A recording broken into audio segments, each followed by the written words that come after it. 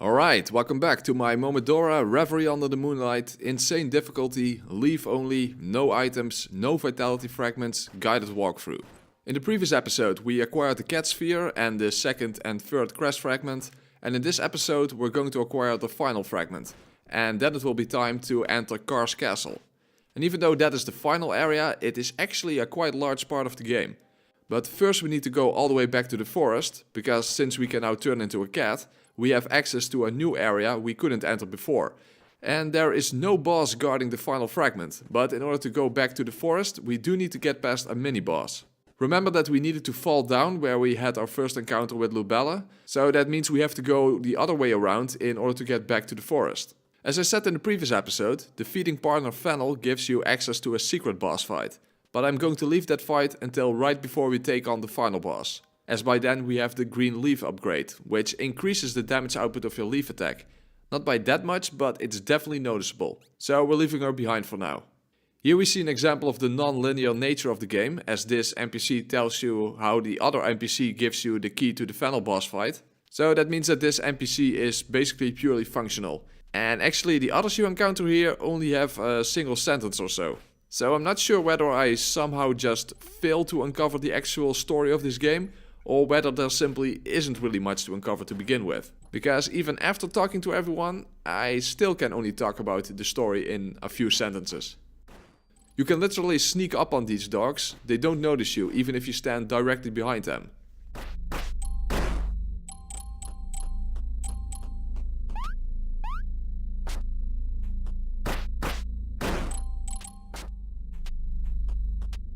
What the hell? Okay. There's a hidden platform here. That's actually news to me, but it does make sense because there's an illusory wall to the right, and I could never figure out how you could actually get up there. So I just discovered it by accident. Anyway, time for a mini boss, a knight with a greatsword. Not that much to it, just stay out of his reach and don't get greedy. If you see he gets stunned, it's safest to not get more than one extra hit in. The other thing he does is summoning these two sword projectiles from the ground. But if you simply rely on the iframes of your roll, those shouldn't be that much of a problem. And of course, roll through him if you get trapped in a corner. He will go down fairly quickly.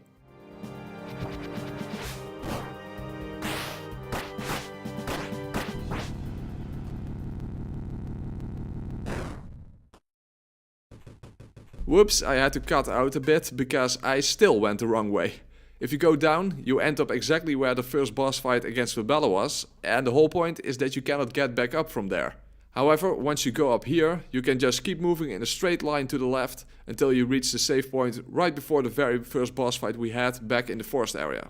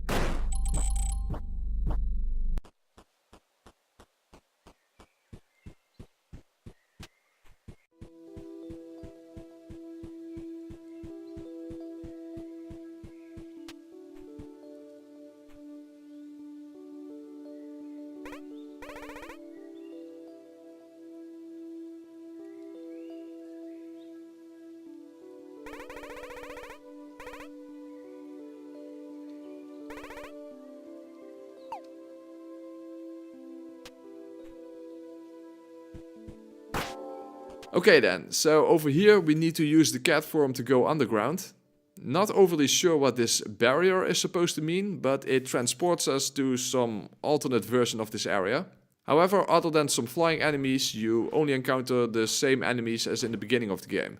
So be careful of poison clouds, and those small jumpy enemies, those can be a little bit unpredictable.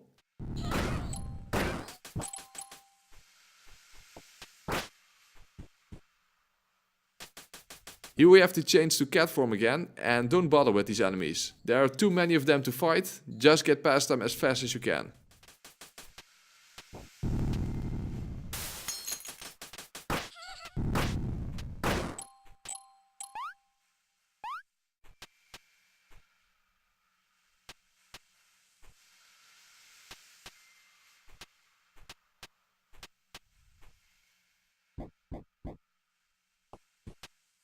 Okay then, final crest fragment. And this one gives us the ability to warp between save points. However, even though you can warp from every save point, you cannot warp to every save point. And in the next episode, the final episode, I make a bit of a blunder because of that.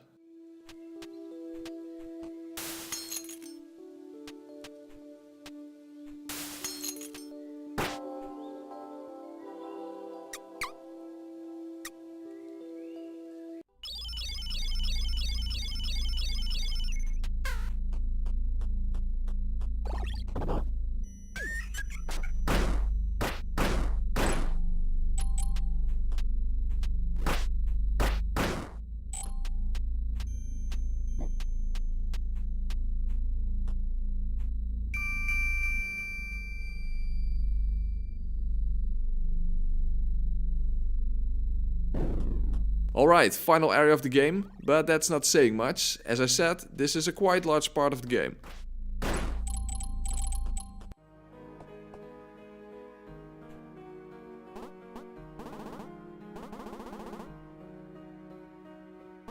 Okay, does anyone know how to speak squiggly? Because I sure as hell don't. Anyway, the enemies you encounter here mostly consist of two types of skeletons. One type with the greatsword and the other one shooting projectiles. And those only shoot straight forward, so that means it's predictable, but it also means it cannot be manipulated. Both types stun very easily though. So like most enemies, you can kill them as long as you can get a first hit in. By the way, as I said before, not all save points can be warped to. Only the first and fourth save point in this area can be warped to. So don't make the mistake I did and progress too far, meaning that you will later on need to backtrack. I'm talking of course about the Sealed Wind and the Secret Choir boss fight.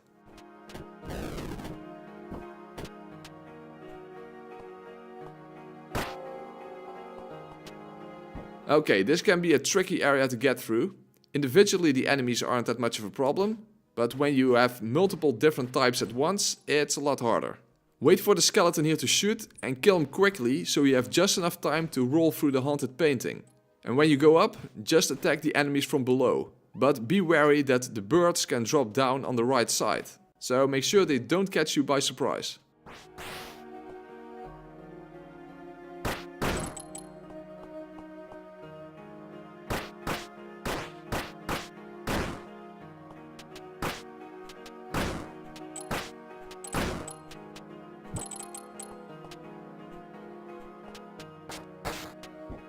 Yeah, here I made the mistake of immediately going down at the crumbling floor. In order to get the true ending, you need the Sealed Wind found on the upper floor to the right. And you might as well get it now, otherwise you have to come back for it later. Fall down here right after the projectiles are fired and quickly jump towards the skeleton before the hitbox on the painting becomes active.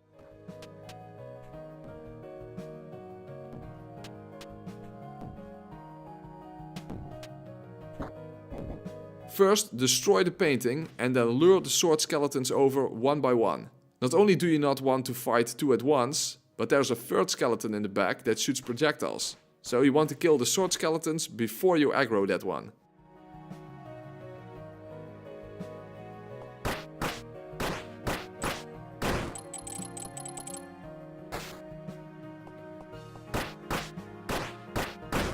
Immediately jump and do the mid-air evasion to get past these enemies before the orange one has the chance to fire.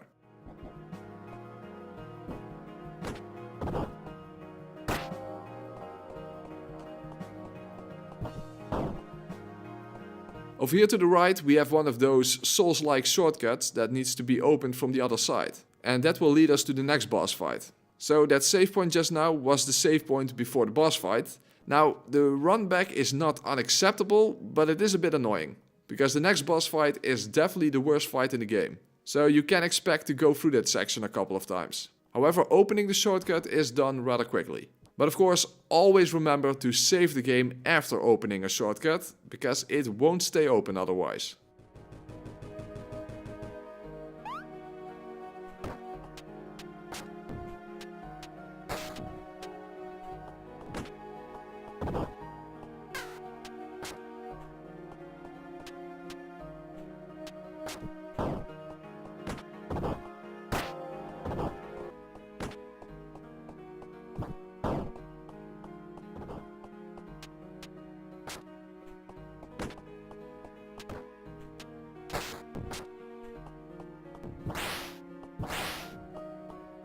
Alright, time for my least favorite boss fight in the game. This is really just a test of patience and a matter of RNG. The first boss has a tendency to poise right through your attacks, and there's basically only one way to consistently stagger her. So I'm playing this really safe here. Maybe even too safe, but you might as well. Otherwise you will get tired of having to do this over and over again. The only attack you want to punish is when she does the two-handed overhead attack without projectiles, so when you don't see her flash. Now, because of the second boss, and due to RNG, it's not likely that you will get many opportunities to attack her. So, for the most part, you need to stay in the corners to prevent getting hit by arrows in the center of the arena. However, you also need to prevent getting stuck in the corner, especially because you have two different patterns going on here. The bowman goes in a steady pattern, but if you get stuck in a corner and need to jump dash away from that corner, that might just coincide with arrows coming down in the middle. At least something to remember is that when the bowman moves from left to right, it will always be one exploding arrow in the middle, and when he goes from right to left, it will be a row of 4 regular arrows. Now, here's the thing to constantly keep in mind. There's only a brief moment of time where you can punish the two-handed overhead attack, meaning that even if you are only slightly too late, she will not stagger, and that will likely mean that she will attack back right through your attack, and therefore instant death. And of course, when she does it near the center of the arena, you better be damn sure that there are no arrows coming down if you decide to counterattack. I actually had some close calls in this fight. Again, you really have to be patient, especially because this fight has 2 phases.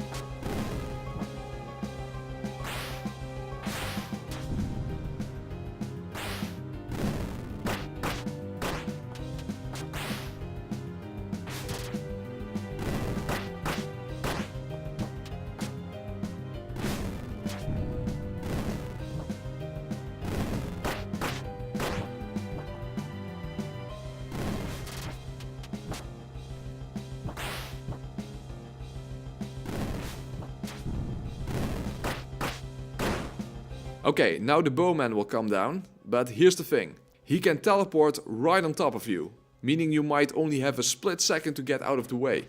Moreover, he can make 2 orbs emerge from the ground when he teleports, so you also have to make sure that you don't panic dash into those. Fortunately, the boss himself only does this single stab attack, and then you can easily go in for a counterattack. But you really don't want to die at this point, because that means going back to the save point and doing all of this over again.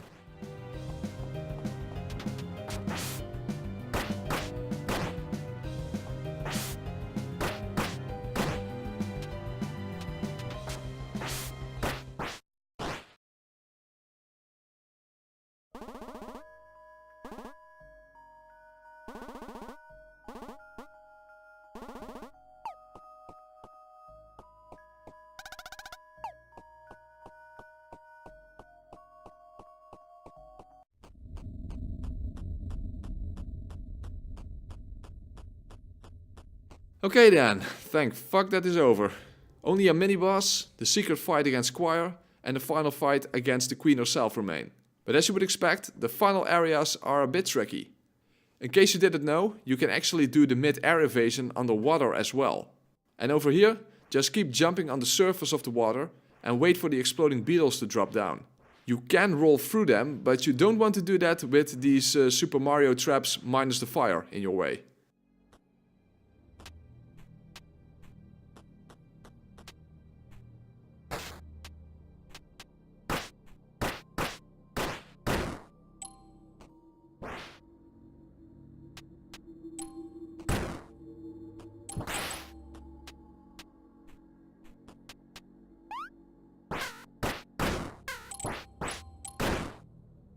Here we see an example of using the iframes of the mid-air dodge animation. As I've said before, it is very useful, but just keep in mind that you have far less iframes this way than when you do a regular roll.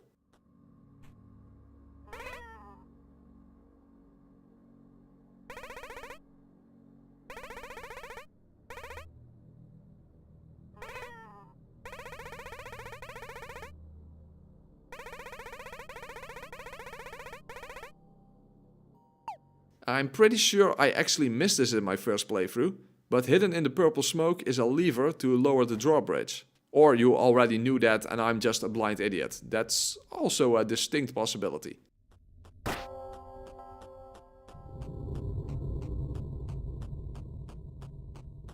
Alright, this entire area is filled with enemies, but something to keep in mind is that some of the witches you encounter here, instead of throwing projectiles, they make these long magic streams emerge from the ground, right where you are standing. And especially important to keep in mind is that the hitbox extends all the way up. So the entire stream should be considered a hitbox. Quickly knock the orange lady in the spikes and then roll through the witch's projectile. In that order and without hesitation.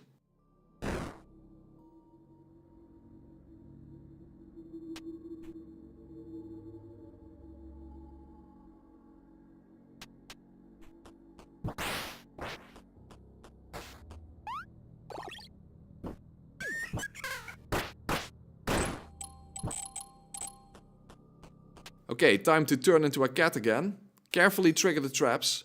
It is safer to be patient than to dash through them, even though that is possible, I really don't recommend it. Although in a minute, you basically have no other choice. Keep running and roll through all of the beetles. Because of the witch, you need to just keep going. Quickly kill the skeleton and then when you drop down, as soon as you hit the floor, roll through the incoming blocks.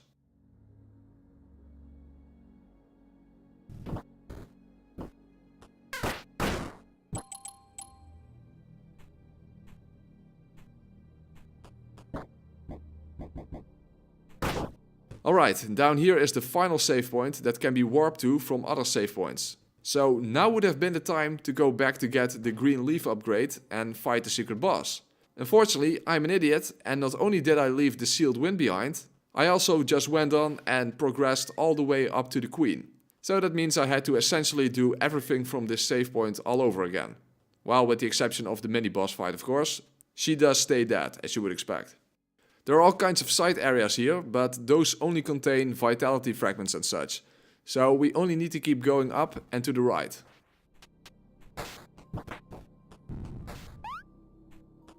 Okay, I guess I was suddenly overcome with a pointless sense of greed, because this is the wrong way. But there's a shitload of money in the chest here, so... I mean, we're not saving the world for free. Oh wait, that's right, in both endings your character doesn't actually survive. Huh.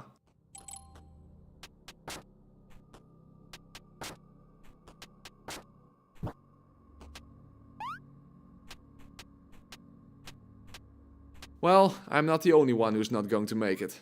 I have no idea why Miss Lady Knight is specifically dying at this exact location, because who has she been fighting? If you ask me, it would have made more sense if you found her at the mini-boss fight a couple of screens to the left.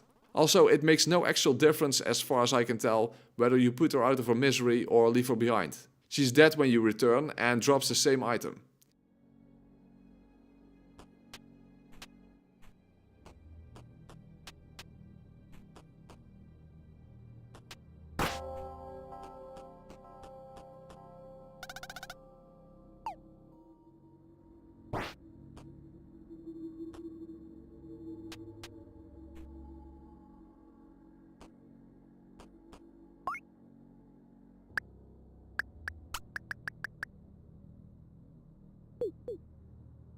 And with that sad image, I'm going to end this episode. Next episode, the finale. Thanks for watching. Make sure to hit that like and subscribe button and the notification bell. And check out my other videos. And stay tuned for the final episode.